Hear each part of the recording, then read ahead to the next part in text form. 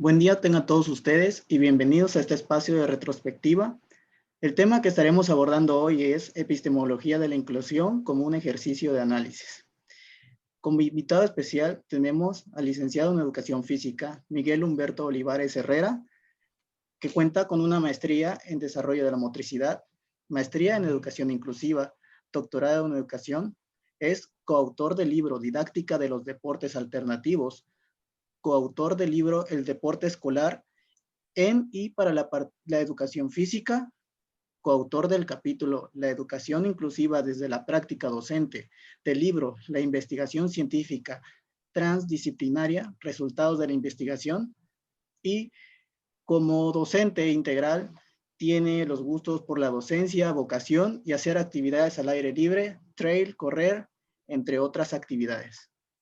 Maestro, un gusto tenerlo aquí. ¿Qué tal, Ray? El gusto es mío. Quisiera aprovechar el espacio en esta apertura para agradecerte a ti la confianza y el espacio. Y un saludo también para todos los compañeros de la Maestría en Educación Inclusiva de la generación 2020. Y por supuesto, un saludo y un agradecimiento a mi maestra, la maestra Xochitl Aguilar. Gracias, maestro. El gusto es mío. Continuamos entonces con el abordaje del tema y estaré haciéndole una serie de preguntas para profundizar sobre el tema, repito, epistemología de la inclusión. La primera pregunta, maestro. ¿Qué es la educación inclusiva? Bueno, Ray, hablar de inclusión, y en este caso centrándome en la pregunta con la que aperturas, que tiene que ver directamente con educación inclusiva, nos remonta a diferentes tipos de escenarios y discursos que se han establecido desde panoramas internacionales, específicamente hablando, por ejemplo, de los discursos que ha emitido la UNESCO. La UNESCO conceptualiza la educación inclusiva como un proceso que orienta la transformación de las escuelas de manera que se reduzca al mínimo posible la exclusión de los alumnos bajo cualquier tipo de circunstancia. Es decir, esta educación inclusiva tendría que estar enfocada a que las escuelas tuviéramos diferentes tipos de sistemas, de mecanismos que permitan que todos los alumnos que deseen estar en la escuela puedan estarlo, sin ningún tipo de distinción, sin ningún tipo de exclusión en cualquier circunstancia que pueda presentarse. Claro, es muy importante recalcar que los objetivos que tiene la ONU, la UNESCO, son en pro y beneficio de una educación de calidad que pueda dirigirse hacia los alumnos y que se identifique y se accione en las barreras del aprendizaje que puedan mermar en destinarse a poder, sobre todo, evitar el fracaso escolar y que todas las personas tengan acceso a la educación, a una educación de calidad, independientemente de la variedad que pueda surgir en las características del alumnado. Así es. La segunda pregunta, maestro. ¿Cómo surge la educación inclusiva? Bien, pues la educación inclusiva ha vivido todo un proceso. Valdría la pena remontarnos a 1990, cuando en Jomtien, Tailandia, se comienzan a hacer estas cumbres de educación y se inician trabajos orientados a integrar. En ese entonces el término era integrar a la mayoría de los alumnos posibles a este proceso educativo. Para la década siguiente, en Dakar, en el año 2000, se comienza con más fuerza a trabajar sobre la idea de una educación para todos. Entonces, en esta educación para todos, la idea es precisamente ir acabando con cualquier tipo de exclusión presente, y se comienza a pensar en los diferentes grupos vulnerables que existen a nivel mundial. Sin embargo, en el mundo y en nuestro país específicamente, sufrimos de diferentes tipos de dolencias en este tipo educativas y sociales que han creado problemas en la cuestión de la inclusión de alumnos a los sistemas escolares. Cuando Para el año 2015 se lleva a cabo la declaración de Incheon en Corea, dentro de los objetivos del desarrollo sostenible, que es probablemente la referencia más cercana que puedo brindarte sobre este tema. Se establece dentro de los objetivos del desarrollo sostenible una educación inclusiva y equitativa de calidad. Y entonces se plantea de inicio que bajo ningún tipo de circunstancia las personas pueden estar fuera de un sistema educativo cuando deseen pertenecer a él. Se habla de una universalidad de la educación primaria, se habla sobre el derecho de esta educación para todos y se vienen acumulando diferentes tipos de aportaciones que han venido de tiempo atrás, como por ejemplo la Declaración de las Personas con Discapacidad, en donde, bueno, también hay que ponerle atención a grupos vulnerables como lo han sido siempre las personas con discapacidad, las personas que enfrentan alguna necesidad educativa especial. Comienzan a aparecer gracias al trabajo de diferentes teóricos que ustedes seguramente han consultado o estarán por consultar, como Ainscon, como Booth, como el mismo Aldo Ocampo, que comienzan a crear diferentes tipos de investigaciones y trabajos que fortalecen nuestra conceptualización de una educación inclusiva. Y entonces cuando por fin se logra intentar concretar un concepto, entendemos todos que esta educación inclusiva surge precisamente de la necesidad de reconocernos todos bajo el valor de la diversidad, porque distintos somos absolutamente todos, pero compartimos un mismo espacio que es este mundo y nuestros derechos debieran ser los mismos. Nuestras oportunidades deberían ser equitativas.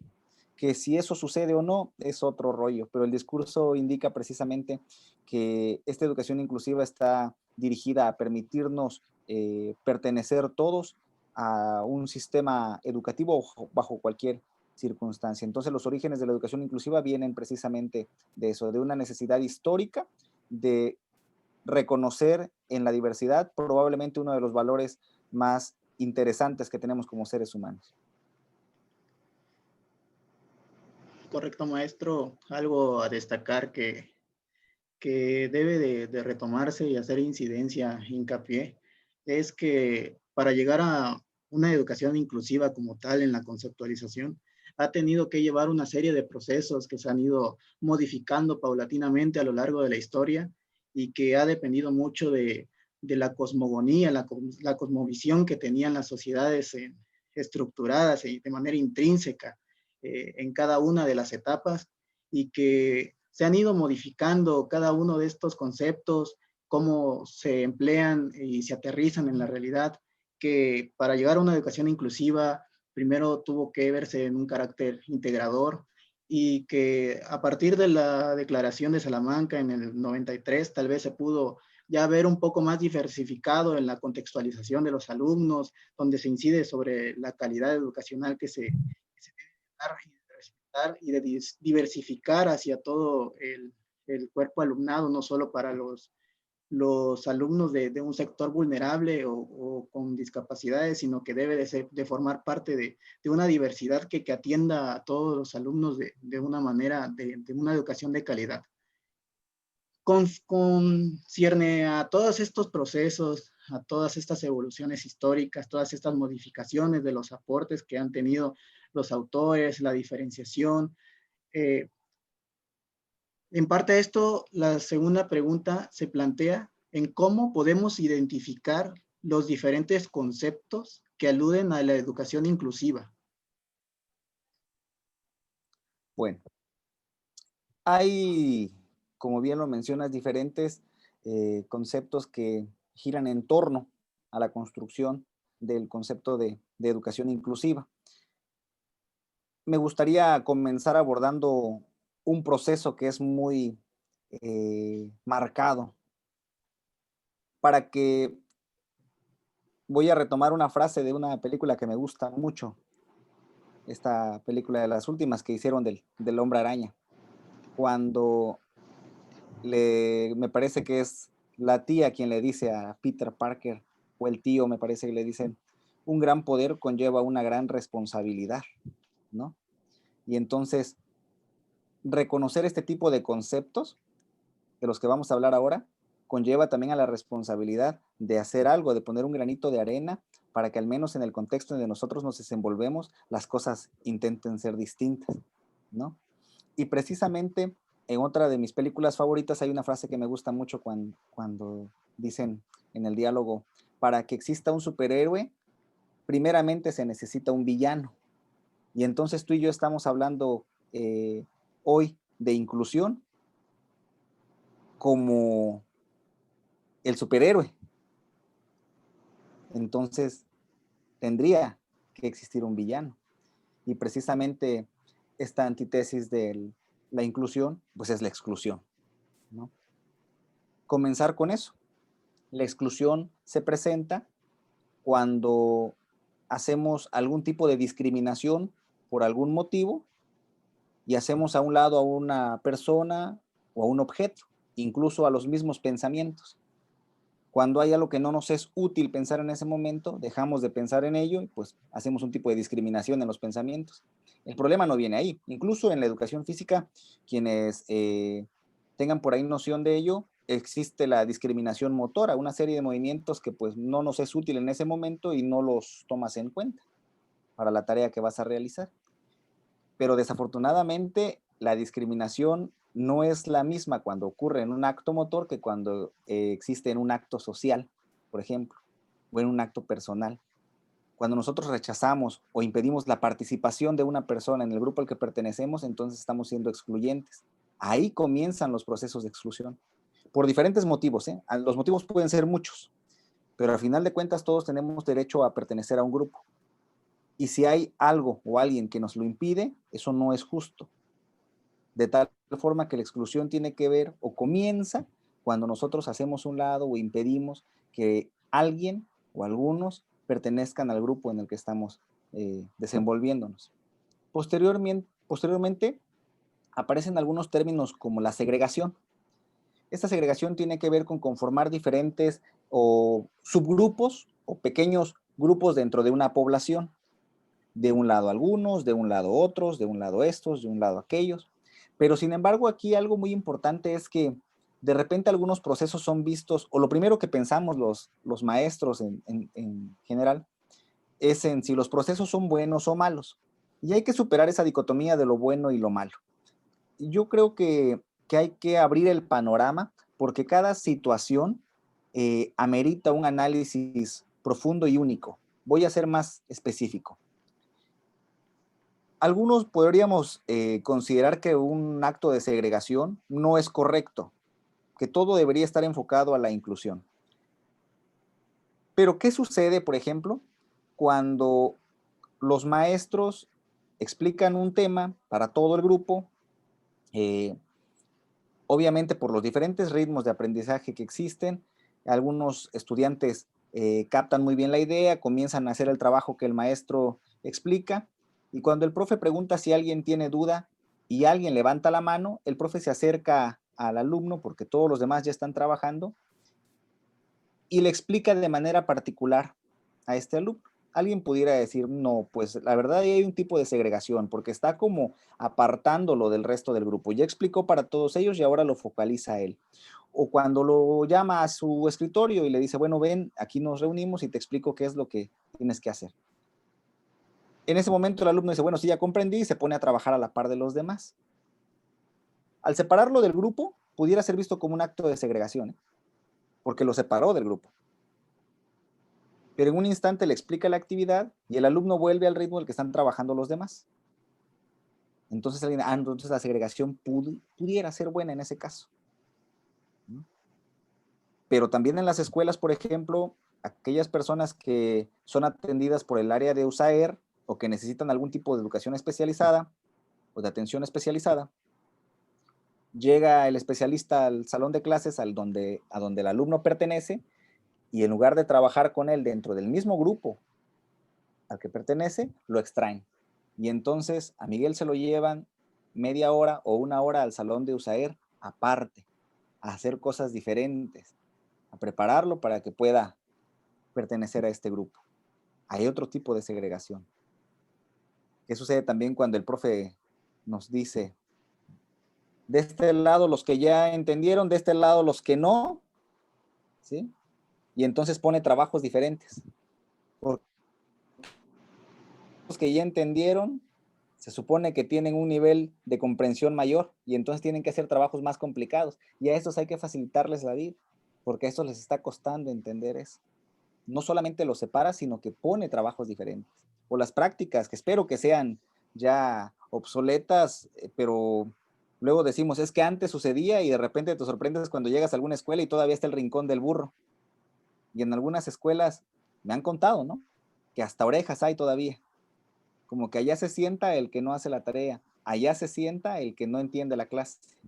Y entonces son cuestiones que es una crueldad, pero todavía existen, ¿no? Y entonces esta segmentación de los grupos, esta segregación que ocurre, valdría la pena analizarla desde perspectivas más profundas y no simplemente suponer si son buenas o malas, porque hay que contextualizar bien el momento que se está viviendo y por el cual se están presentando. También podríamos hablar de algún término como integración, y fíjate que integración ha sido existe el modelo de la integración y ha sido uno de los que tiene mayor impacto, va a tener mayor impacto en educación en nuestro país.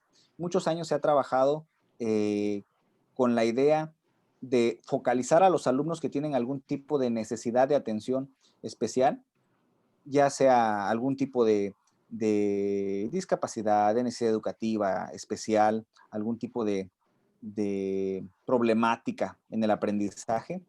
Se trabaja por separado con ellos tratando de favorecer su desarrollo para que puedan integrarse al grupo al que van a pertenecer. Y entonces este modelo de la integración, eh, además de focalizar al alumno y de hacer trabajos específicos con él, ha sido uno de los que ha funcionado de manera real en las escuelas durante las últimas 2 décadas. Probablemente aparece el término de inclusión y entonces se comete el error de decir que la inclusión es mejor que la integración, cuando son procesos que tienen que ver precisamente con el entorno escolar, pero son procesos diferentes. Entonces, Claro. la integración es parte precisamente de estos procesos escolares de los que hablo, y no necesariamente existe la necesidad de comparar si uno es mejor que el otro, sino entender en qué consiste cada uno y en qué momento es viable aplicarlos, porque las condiciones de cada escuela, las condiciones de cada familia, de cada estudiante, de cada maestro son diferentes. Y entonces, repito una vez más, tratar de unificar criterios y de generalizar la idea de que si es necesario aplicar los procesos de inclusión y no los de integración, sería el error más grande que tendríamos. Este proceso, esta libertad que las escuelas y los mismos cuerpos docentes en trabajo colaborativo con las familias y los alumnos realicen en beneficio del aprendizaje de los alumnos es lo que va a fortalecer el desarrollo de los mismos.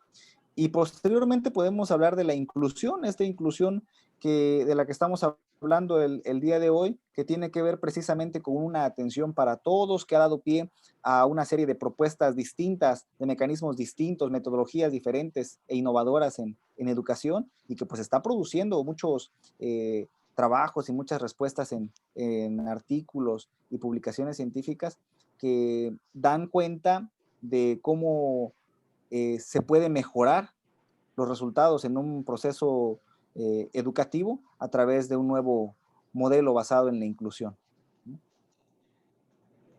Claro, maestro, yo puedo, eh, o más bien quisiera hacer un análisis a fondo sobre alguno de los conceptos y terminologías que ha utilizado, de las cuales podemos encontrar causales y poderlo incorporar, aterrizarlo en el concepto de contextualización.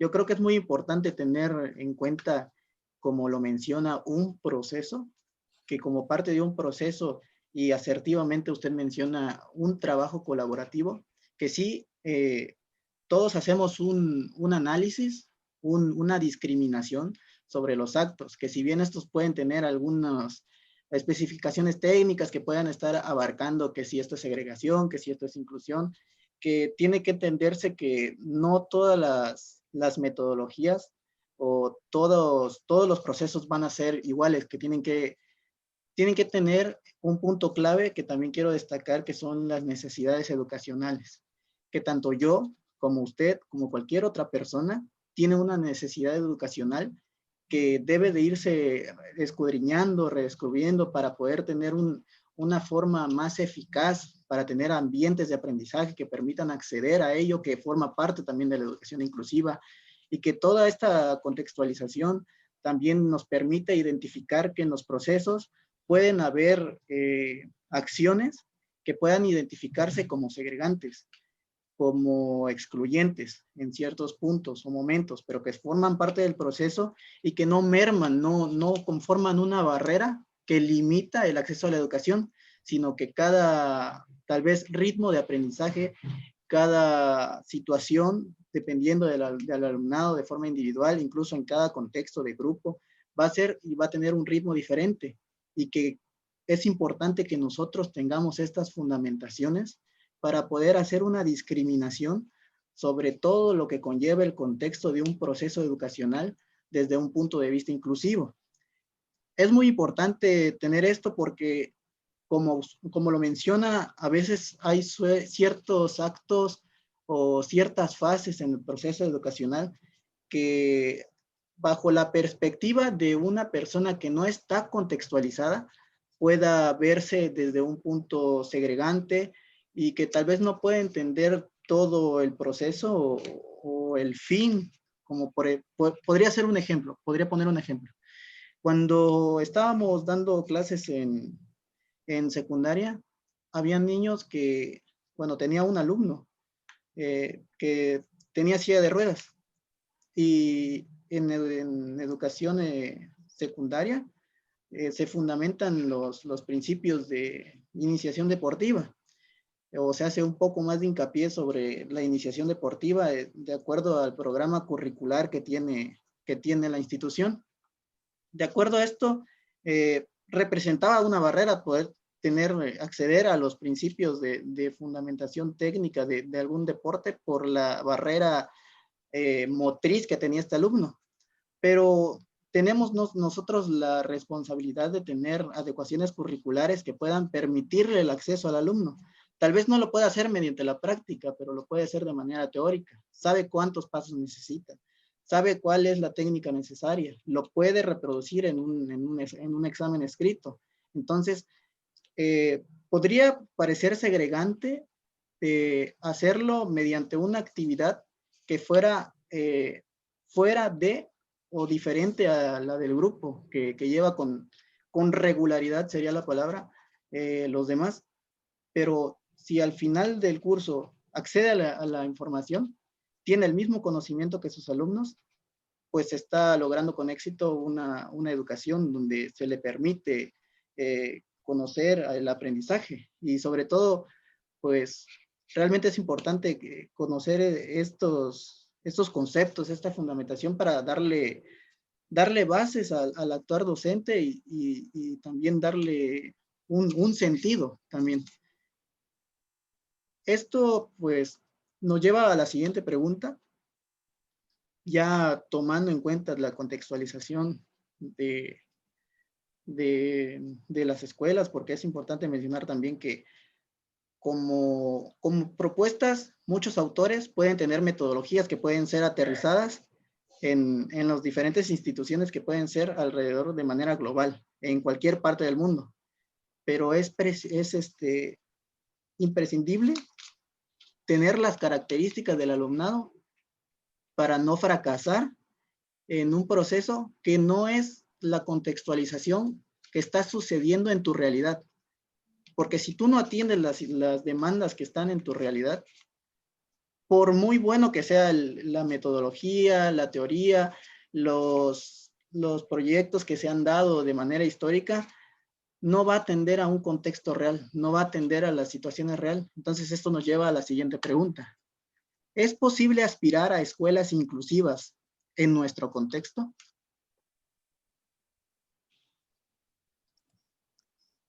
Voy a intentar no crear mucho debate, pero la verdad es que bueno, a final de cuentas el debate es bueno cuando sabemos sacarle provecho, ¿no? Resulta que aspirar a escuelas inclusivas sí es posible, aspirar a ellas. Lograrlas en nuestra sociedad es otro paquete. Desde el ingreso, todos podemos hablar de las dificultades que se tienen cuando deseas estudiar en una escuela pública en nivel superior. Los requisitos para las fichas, los procesos de ingreso, los diferentes requerimientos en documentación, etcétera, etcétera. Y un bajo porcentaje ingresa a la escuela que desea. Algunos otros tienen que estudiar la misma carrera en alguna otra institución y algunos otros más tienen que estudiar una carrera diferente y algunos otros de plano quedan fuera del sistema. Pero eso que te estoy contando ahora de nivel superior, yo lo veo a 2 cuadras de tu casa en preescolar. Ahora en preescolar, los padres de familia tienen que ir a dormir 1 o 2 noches antes para alcanzar un espacio en el preescolar que les queda cerca de su casa. Lo mismo en primarias. Una cultura en la que se tiene que recurrir al manejo de influencias con el maestro o el director de la escuela para permitir un espacio en nivel básico. No te cuento en secundarias. ¿Sí? Y estamos hablando de un proceso de ingreso a nivel básico. Las cuotas escolares, los útiles escolares. Hablar de una inclusión no tiene que ver únicamente con el acceso a la escuela. Tiene que ver con la garantía de las mismas oportunidades para todos. Entonces no vamos a ir muy lejos, ¿eh? Voy a tratar de poner un ejemplo actual. Le pregunto a mis alumnos de licenciatura y maestría, ¿cómo le están haciendo para conectarse desde su casa a las diferentes plataformas y a los diferentes medios que los maestros establecimos para que ellos lleven sus clases? Y entonces tenemos alumnos que que no tienen un equipo de cómputo, que se conectan desde un celular. El celular no tiene un procesador adecuado y le cuesta mucho conectarse, soportar las plataformas. Ya tienes el celular, pero pues no hay conexión a internet. Probablemente en casa hay el recurso para pagar un sistema o un servicio de internet, pero la señal de internet allá donde está nuestra casa, pues no es de buena calidad. Y entonces tengo que buscar qué amigo, qué vecino o qué familiar me da asilo en su casa para que yo pueda llevar ahí mis clases, ¿sí? Y el profe está duro y dale con que si no estás puntual ya no te va a permitir entrar a clases, ¿sí? Ya vemos otros quienes estamos en casita, nos levantamos, ya está la conexión a internet, prendes tu computadora, puedes estar chateando todavía en el cel con los cuates, ¿sí? Un universo totalmente extremo en un mismo nivel educativo. Y lo vemos también en las escuelas primarias, ahora que estamos. Yo te hablo de escuelas primarias porque trabajo también para una escuela primaria. Tenemos entonces padres de familia que decimos los profes, bueno, pero es que el padre de familia le tiene que poner atención a su hijo en las clases. Pero bueno, el padre de familia también tiene que trabajar para sostener esa casa. Alguien se queda y a prestarle atención al alumno, pero ¿qué crees? En casa hay una computadora, pero hay 3 alumnos. Y entonces ya están los teléfonos trabajando en la misma mesa, la computadora, el otro celular, ¿sí? Y entonces este confinamiento, por ejemplo, vino a desnudar una situación en la que estamos inmersos todos de una inequidad de oportunidades, ¿sí? Yo lo hacía quizá de una manera exagerada, pero le ponía un ejemplo a un compañero maestro hace algunos días, precisamente hablando del tema de inclusión. Dice, es que para hacer un trabajo inclusivo y no dejar fuera a ningún alumno, sabemos que los padres de familia no manejan algunas plataformas y algunos programas, etcétera. Entonces, en la primaria, dice el maestro, recurrimos a crear una plataforma para la mayoría, eh, enviar trabajos por WhatsApp, porque el WhatsApp lo usamos todos. Dice. Y entonces ya estamos coberturando a todos los alumnos. Y yo me pregunto, ¿qué sucediera si aquí en donde tú y yo estamos platicando, eh, tuviéramos que explicarle a través de una pantalla a un alumno que es ciego o a un alumno que es sordo? Hablamos de una cuestión de inclusión, ¿eh? ¿Sí? Es más, de repente a mí me llama mucho la atención y trato de hacer las clases lo más dinámicas posible con los alumnos, porque entiendo que estar sentado frente a una computadora horas y horas es de lo más pesado del mundo. Y eso es parte también de una atención a la diversidad, conocer las necesidades. Tú lo decías acertadamente hace un momento. Tienes que conocer al grupo con el que trabajas, las necesidades de los alumnos con los que trabajas. Y entonces precisamente las cuestiones sociales que se nos presentan, como lo económico, las cuestiones laborales, todas estas, estos grupos vulnerables, como por ejemplo los niños migrantes, los que sufren violencia en el hogar, de familias disfuncionales, etcétera, etcétera, ¿sí? A los que también hay que atender, pues no presentan las mismas oportunidades que los demás. Tenemos una diversidad muy amplia. Por eso aspirar a una inclusión en las escuelas es bastante complejo. Ya están dentro los alumnos, ya los tenemos en clases, ok. Ahora viene el proceso de cómo enseñar y cómo evaluar los aprendizajes. Voy a decir algo, me voy a atrever a decir algo bastante atractivo aquí. Los programas oficiales, incluso me atrevo a mencionar el programa de Aprende en Casa, que está vigente en nuestras televisiones, manejan una serie de los mismos aprendizajes esperados para todos los alumnos desde Tapachula hasta Baja California, hasta Tijuana, ¿sí? No se preocupa, como tú y como yo, hablando de contextos y de características diferentes, y no, no, no. Son exactamente los mismos aprendizajes esperados, y los ponen en la tele. Ahí está, ¿sí? Son los que tenemos que abordar todos. Entonces, ahí hay algo que Bourdieu, en una de sus aportaciones, denomina la violencia simbólica. En el discurso nos dicen que el profe tiene toda la libertad de cátedra de seleccionar los contenidos que sus alumnos necesiten, porque está educando a un alumno que debe tener una mejor calidad de vida en su entorno. Pues yo no encuentro aún cómo los programas oficiales pueden permitirte toda esa libertad de selección de contenidos cuando te están diciendo qué es lo que debes trabajar. Aunado a eso, las evaluaciones que se aplican a los alumnos siguen siendo estandarizadas, es decir, la misma evaluación para todos. No preguntan, oye, ¿en qué contexto vives? ¿Tuviste o no conexión a internet? ¿Tuviste o no clases? ¿Le entendiste o no al tema? No, las evaluaciones son exactamente las mismas, son estándar.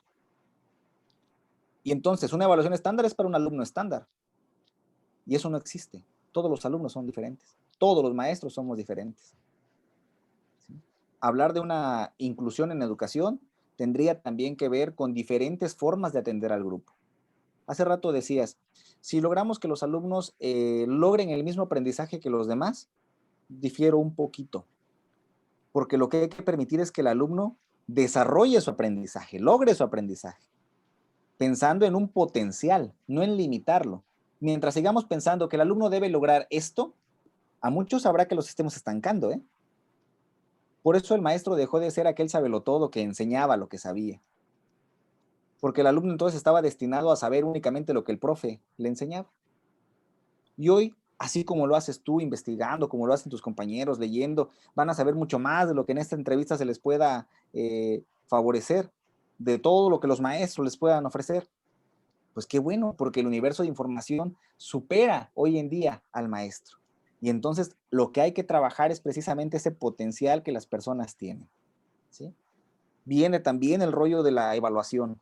Seguimos evaluando igualito a todos. Y por una parte digo que todos mis alumnos son diferentes, pero mis planeaciones y mis evaluaciones son las mismas, ¿sí? Entonces ahí hay un choque fatal, hay un sesgo muy grande entre lo que se dice y en lo que verdaderamente ocurre. Aspirar a una escuela inclusiva en nuestro entorno sí es posible. Lograrlo se ve lejos, pero en el camino estamos, ¿no? Creo entonces que es importante la identificación también, como habíamos mencionado, de las barreras del aprendizaje que esto supone para poder tener marcos de acción. Eh, Supone también identificar los causales, como pueden ser las fracturas de paradigmas que se han venido haciéndose de manera cíclica con el tiempo, porque realmente debe de existir un dinamismo dentro de la educación que vaya acorde a la contextualización actual. Si podemos hacer un análisis de cómo se ha ido evolucionando todos los demás sectores de la población social, llámense desde el enfoque mercadológico, desde un enfoque científico, a día de hoy muchas cosas han cambiado y vivimos en un mundo de donde se puede basificar la supervivencia de sobrevive el más fuerte, pero realmente la escuela no ha tenido cambios, no ha tenido evoluciones en romper, en tener, desarraigar esa monotonía, esa generalidad en la educación que se imparte. Y es necesario también pensar en un aspecto de resignificación que tiene el actuar docente para poderle dar un sentido y no hacer actos que realmente sean y caigan en un aspecto que también tocó y que quisiera profundizar en un ambiente educacional asignaturista, que nosotros determinemos qué es las competencias y las aptitudes que nuestros alumnos deben de desarrollar. ¿Qué pasa en las escuelas que, por ejemplo, poniéndonos en contexto, en primarias, destacan aprendizajes de matemáticas y español? No importa si el alumno va mal en ciencias naturales, en biología, en alguna otra asignatura como puede ser alguna artística, mientras tenga las competencias de matemáticas, español, el alumno es competente para dedicarse a un entorno de qué. ¿Cuál es el causal? ¿Estamos formando personas críticas o estamos formando personas que van a servir en un mundo laboral, en un mundo económico? Desde ese punto de vista, las escuelas, de todo el tiempo que se imparte, ¿cuál es el tiempo que se destina para los maestros poder ponerse de acuerdo con otros maestros? Que compartan estrategias que puedan servir en pro de la educación y que puedan contextualizarse en su entorno. Realmente se trabaja demasiado tiempo y no se le da un espacio para que los docentes puedan planificar, puedan hacer correcciones, puedan tener un consenso sobre grupos con el profesorado, que puedan tener un análisis, una indagación sobre tenemos estas barreras, debemos actuar de tal forma con estrategias pedagógicas y todos esos paradigmas que están de manera intrínseca y que se pueden ver normalizadas, eh, pretenden ser barreras del aprendizaje que nosotros ya tenemos normalizados, valga la redundancia, y aceptadas, como pueden ser también los casos de ingreso, tener una calificación, ya realmente como competencias no se logra tal cual desarrollar competencias en nuestros alumnos, porque recordamos que son 3 características, que son los saberes, que es el conocimiento, el conjunto de valores, cómo aplicarlo a la vida, pero realmente si no se le da un carácter que lo fundamente con valores, vuelvo a tocar la resignificación del actuar docente, se va a buscar siempre, como dice, buscar la nota, buscar aprobar, buscar un número, porque es realmente lo que importa.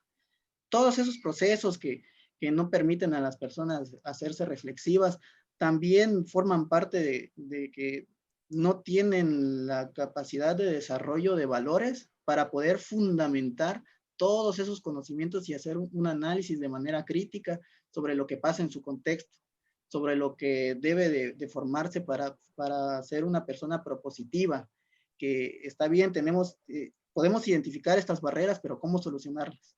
Y en lo que concierne a lo que había tocado de la generalidad que se da y que salió a flote con esto de la pandemia, pues realmente sí, se viven muchas situaciones y sale a destacar la disparidad que hay social, económica, y que muchas veces no se tiene en cuenta, como habíamos dicho, el contexto de que no es lo mismo que acceda a esa educación, a las clases virtuales, un alumno que tiene una estructura socioeconómica muy distinta, por ejemplo, en Monterrey, en estados del norte, donde puedan tener mucha afluencia económica a un contexto rural, por ejemplo, si nos vamos a los Altos de Chiapas, donde tal vez los contenidos no se abordan de la mejor manera, tal vez no pueden tener acceso a internet, incluso ni siquiera hay señal de teléfono.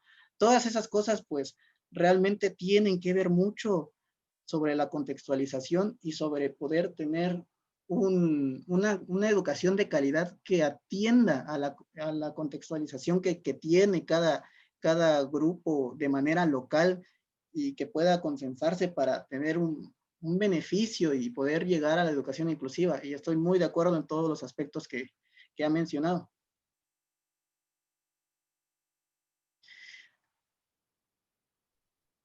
Hemos hablado de la educación inclusiva en un entorno general. Pero ¿cómo podemos lograr que esto se conciba en una educación física inclusiva? Bueno, entendiendo la educación inclusiva como un proceso, obviamente si se aspira a una escuela inclusiva, tendríamos que estar hablando de una educación física inclusiva. Y este ha sido otro paquete, ¿eh?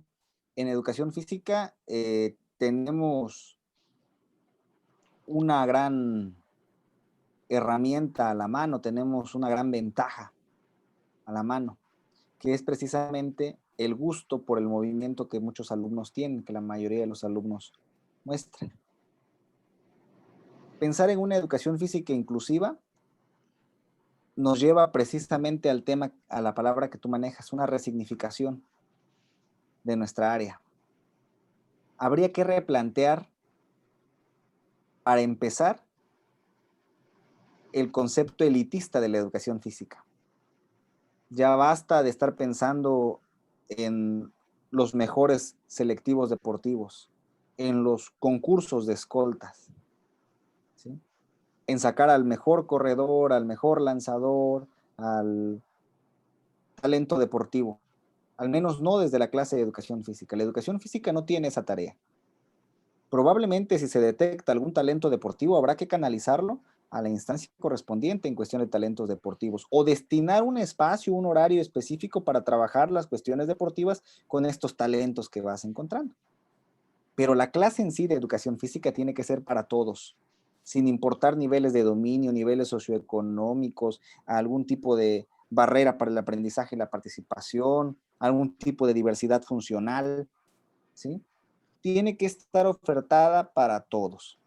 De tal forma que esto suena muy bien, ¿eh? En el discurso suena muy bien, pero conlleva diferentes materiales didácticos, diferentes espacios de trabajo, diferentes metodologías de trabajo, también una amplia diversidad de estrategias didácticas que se tienen que implementar.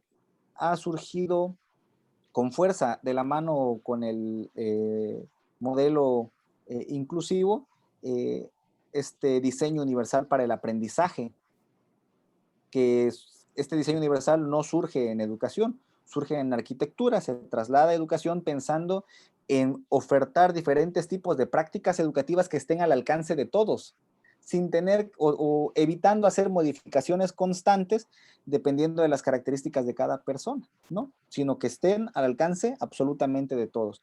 Y entonces lo primero que tenemos que hacer es conocer a las personas con las que trabajamos. Ese diagnóstico y esa evaluación que ahora ya no debe ser estipulada por diferentes momentos como la intermedia, la diagnóstica y la final, sino tenemos que migrar a una evaluación formativa y una evaluación compartida permanente de los procesos educativos, ¿sí?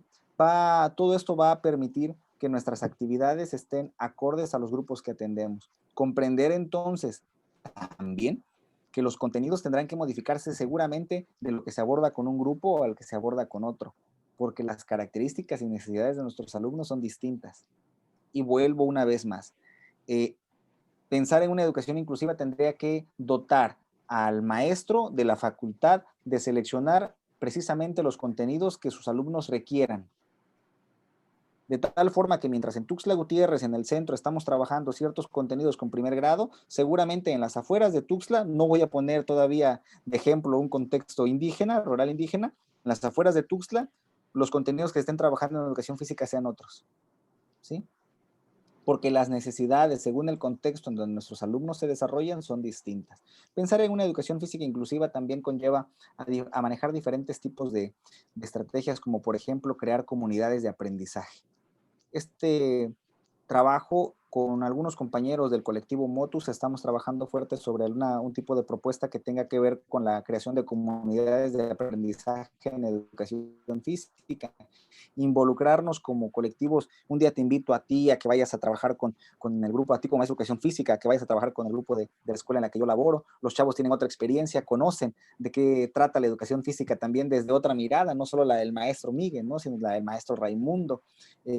Se invita al maestro de quinto A que vaya a trabajar con el grupo de quinto B, hacen cambio. Se invita a un señor que es panadero en la colonia que nos enseñe en la colonia a los alumnos cómo se hace el pan, cómo se trabaja, uno que sea carpintero, etcétera, etcétera. No hay mejor forma de incorporar a los alumnos a una comunidad que haciéndolos partícipes de ella misma, ¿sí?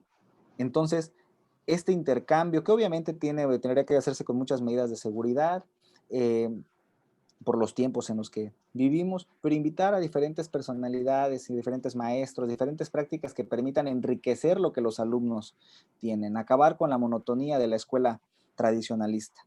Me llama mucho la atención, ahora que hablamos sobre una educación física inclusiva, el análisis que de repente hacemos cuando, mira, el maestro da un silbatazo y todos los niños se le forman en filas y columnas. Él sí tiene control de grupo, ¿no?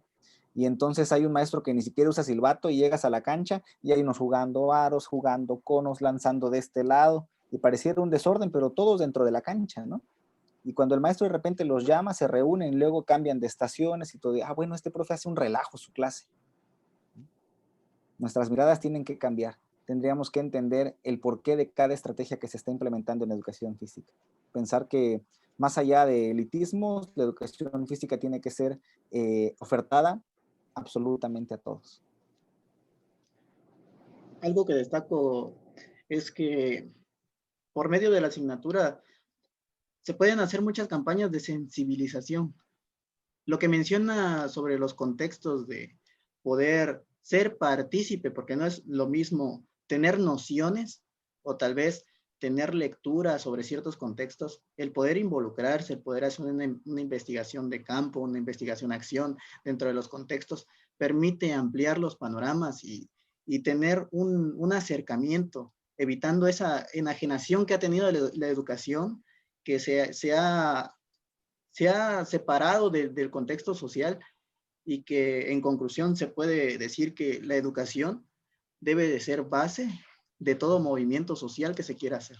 Si nosotros queremos beneficiar todos los aspectos sociales, económicos y de bienestar en general, tenemos que apostarle a la educación.